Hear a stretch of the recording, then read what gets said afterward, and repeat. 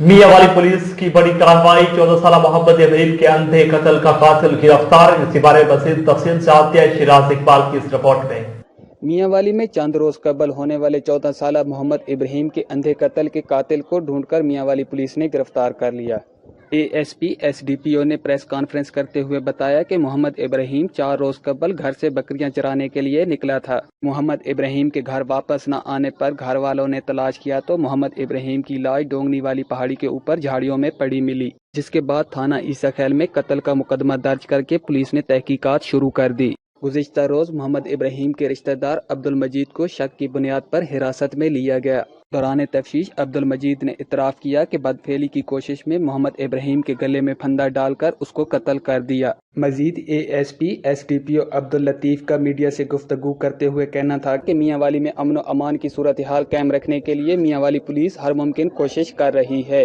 Camera team के हमरा शहरी मलिक, मियांवाली।